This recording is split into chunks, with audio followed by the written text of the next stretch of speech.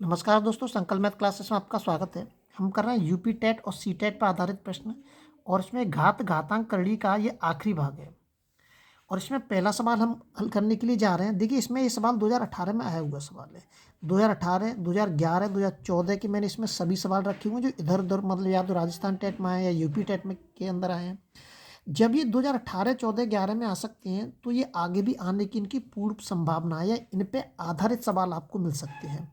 तो आपको ये सवाल तो मतलब ध्यान से देखने ही हैं। सवाल देखने के साथ साथ इनकी विधि या हल कैसे करते हैं, इन पे आधारित सवाल आपको मिल सकते हैं।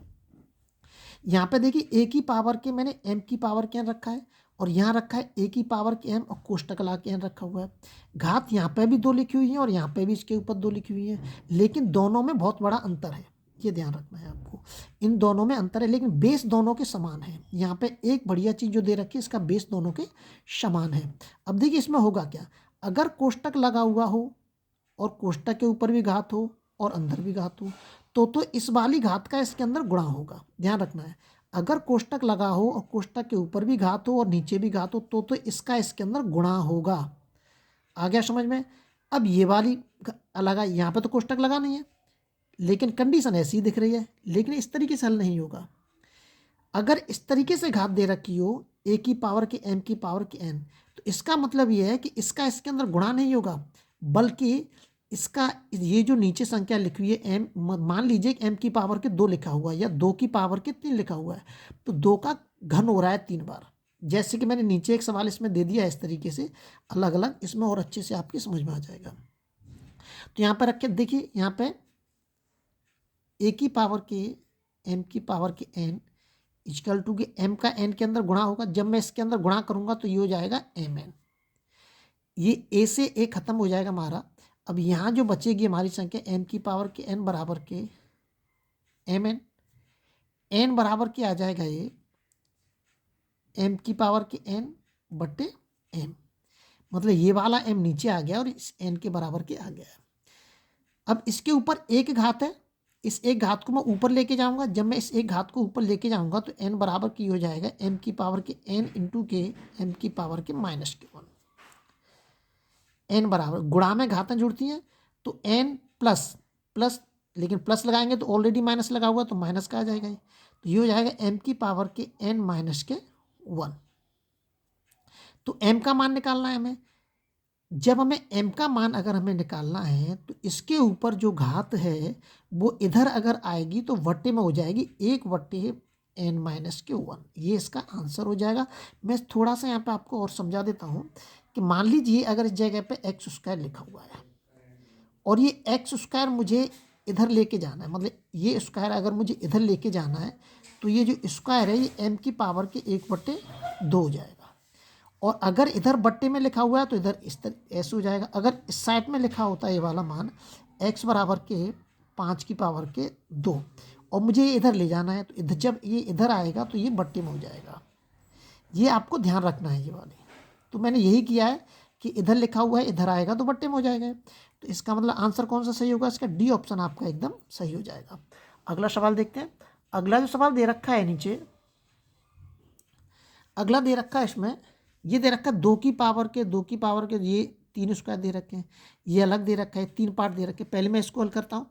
देखिए इसको कैसे करेंगे, हम ऊपर से हल करके चलेंगे। 2 का स्क्वायर लिखा हुआ है, क्या लिखा हुआ है 2 का स्क्वायर।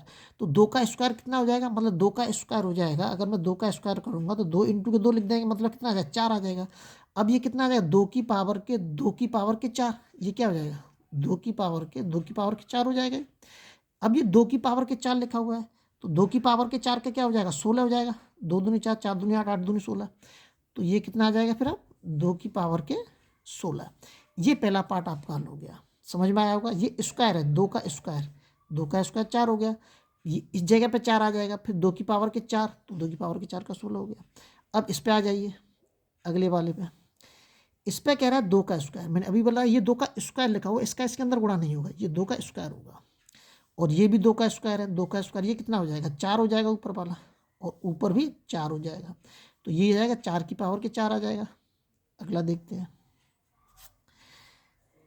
ये लिखा 2 की पावर ये 2 का स्क्वायर। अब ये 2 का वर्ग लिखा हुआ है, मतलब इस 2 का स्क्वायर लिखा हुआ है। तो 2 का स्क्वायर कितना होता है, 4 होता है, तो ये हो जाएगा 2 की पावर के 4। अब 2 की पावर के 4, ऊपर केवल 1 2 लिखा हुआ है, ऊपर केवल 1 2 लिखा हुआ है, और इस 2 को 4 बार आपस में हम गुणा करेंगे। 2 का 4 बार आपस में गुणा करेंगे, कितना आ जाएगा, 16। तो 16 की पावर कितना आ जाएगा, 2 आ जाएगा। अब देखिए कहाँ ऑप्शन बन रहा है, 2 की पावर के स्क्वायर 4 की पावर के 4, ये रहा, 2 की पावर के स्क्वायर 4 की पावर के 4, ये आ गया। तो इसका पहला ऑप्शन आपका एकदम सही हो जाएगा। अब ये ध्यान रखना, अगर इस तरीके से घात आती है तो ये स्क्वायर होता है, 2 का स्क्वायर हो गया, फिर नीचे करते चले जाएंगे। लेकिन अगर वो गुणा में होती है तो गुणा करते हैं हम इसका इसमें। जैसे अगर इसको इसमें मैं गुणा कर दूंगा तो 2 4 दूनी 8 हो जाएगा, तो 2 की पावर के 8 भी हम इसको लिख सकते हैं, लेकिन ऑप्शन के हिसाब से हम चलेंगे इसमें। अगला सवाल देखते हैं। अगला जो सवाल दे रखा है इसमें, ये देखिए यूपी टेट 2014 में आया हुआ सवाल है, तो अभी भी आ सकता है इस तरीके का सवाल। ये दे रखा है a की पावर के x बराबर के b, और यहाँ दे रखा है b की पावर के y बराबर के c। तो यहाँ b का मान कितना दे रखा है, अगर ये इसके बराबर की दे रखा है तो इसके बराबर ये हो सकता है, तो b बराबर के a की पावर के x। तो यहाँ अगर मैं इस जगह पर रख दूँ a की पावर के x और ऊपर लिखा हुआ है भाई, तो ये कितना हो जाएगा, c हो जाएगा। और इस तरीके से अगर घात लिखी रहती है तो क्या होता है, गुणा होता है, ये मैं अभी बता चुका हूँ आपको। तो ये क्या हो जाएगा, a की पावर के एक्स वाई बराबर के c। अब c का मान कितना हो गया, a की पावर के एक्स वाई, ये आ गया इस जगह पे। अब यहाँ पर आ जाइए आप, तो c का मान लिख दीजिए यहाँ पे। c की जगह पे क्या लिख सकते हैं हम, c की जगह पे लिख सकते हैं a की पावर के एक्स वाई जेड बराबर के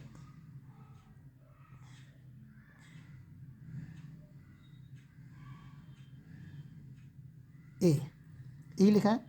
अब इसका भी इसके अंदर गुणा होगा, तो a की पावर के एक्स वाई जेड हो जाएगा बराबर के a हो जाएगा। अब इसके ऊपर एक घात है जो कि दिख नहीं रही है हमें, a से a खत्म हो जाएगा हमारा, बचेगा क्या, एक्स वाई जेड बराबर के 1। तो एक्स वाई जेड का मान कितना हो गया, 1 हो गया। ए ऑप्शन आपका एकदम सही है। अगला सवाल देखते हैं। अगला जो सवाल दे रखा है इसमें, ये सीटेट 2013 में आया हुआ सवाल, ये कह रहा है इसका आधा बताइए। आधा का मतलब तो समझते ही होंगे हम, 1.2 इंटू के 10 की पावर के 30 बटे आधा का मतलब 2 का भाग दे दीजिए इसमें। तो 2 का भाग दे देता हूँ मैं इसमें, 6 बार कट जाएगा, बचेगा कितना, 0.6 इंटू के 10 टू दी पावर के 30। लेकिन ये पॉइंट बच रहा है, हम पॉइंट खत्म कैसे करेंगे, पॉइंट खत्म कैसे करेंगे, अगर एक अंक के बाद हमारा पॉइंट लगा हुआ है तो हम नीचे 1 0 लिख सकते हैं, मतलब 10 लिख सकते हैं। अभी 10 की पावर एक घात है जो कि दिख नहीं रही है हमें, इसको ऊपर ले जाएंगे हम, 6 इंटू के 10 टू द पावर के 30 और इंटू के 10 टू द पावर के -1। अब गुणा में घातें, अगर बेस दोनों के समान हैं तो गुणा में घातें जुड़ती हैं, गुणा में क्या हो जाते हैं, घातें जुड़ती हैं। तो 30 प्लस का करूँगा मैं, लेकिन माइनस लगा हुआ है तो प्लस माइनस माइनस हो जाएगा, -1 हो जाएगा। ये कितना आ जाएगा फिर निकल के, 6 इंटू के 10 टू द पावर के 29, कितना आ जाएगा, 6 की पावर 6 इंटू के 2 की पावर के 29 आंसर आ जाएगा। इसमें ऑप्शन लिखने का मुझे ध्यान नहीं रहा है। अगला सवाल देखते हैं। अगला जो सवाल दे रखा है इसमें, ये भी आया हुआ है सी टेट में, वो छत्तीसगढ़ टेट में आया हुआ है 2011 में। ये कह रहा है इसका सही मान कितना है, इसमें से हमें मान निकालना है। इसमें से आपको रटने नहीं है बल्कि समझने हैं कि हम सवाल को हल कैसे करते हैं। देखिए 64 को क्या लिख सकता हूँ मैं, 4 इंटू के 4 इंटू के 4, और ये नीचे ये लिखा हुआ है 10 टू पावर के -6, तो नीचे आके क्या हो जाएगा, +6 हो जाएगा। ठीक है, नीचे क्या हो जाएगा, +6। करिए सब, थोड़ा सा और आगे बढ़ा देते हैं इसको। ये 4 इंटू के 4 इंटू के 4, इसको क्या लिख सकते हैं, 10 टू द पावर के स्क्वायर इंटू के 10 टू द पावर के स्क्वायर इंटू के 10 टू द पावर के स्क्वायर। अब यहाँ कन्फ्यूजिंग हो गया कि यहाँ पर 6 लिखा हुआ है, यहाँ हमने 2 2 क्यों लिख दिया। मैंने अभी भी बताया था गुणा में घातें जुड़ती हैं, अगर बेस दोनों के समान हो, बेस सारे समान हो तो घातों को हम जोड़ सकते हैं। तो अगर बेस समान है तो इसको क्या लिख सकते हैं, 10 की पावर के 6, 2 2 2 4 और 2 6 लिख सकते हैं 10 की पावर के 6। अब इस यहाँ पे क्यू लिखा हुआ है, क्यू लिखा हुआ है, इसका मतलब 3 3 के पार्ट होंगे जब हमारी एक संख्या निकल के आएगी, इसमें से एक संख्या निकल के आएगी हमारी। बस हो गया आपका सवाल। 4 इंटू के 10 टू द पावर के -2 क्या हो गया, मैं इसको ऊपर लेके गया तो प्लस की है माइनस की होगी। कहाँ दे रखा है, ये दे रखा है। अब नीचे जो सवाल दे रखे हैं, मैंने आपको रीजनिंग के सवाल दे रखे हैं। मैंने अभी जो पिछले वीडियो में 2-3 वीडियो में रीजनिंग के सवाल बताए, ये उन्हीं पे आधारित सवाल हैं, क्योंकि उन्हीं पे बार बार उन्हीं पे आधारित सवाल मैं कराता रहूँगा तो टाइम थोड़ा ज़्यादा वेस्ट होता है, इसलिए आप इनको अपने आप हल करने की कोशिश करेंगे। अगली वीडियो में नई टाइप की रीजनिंग के सवाल मैं आपको बताऊंगा। जब तक आप अपने लेवल पे वीडियो को शेयर और सब्सक्राइब जरूर करें।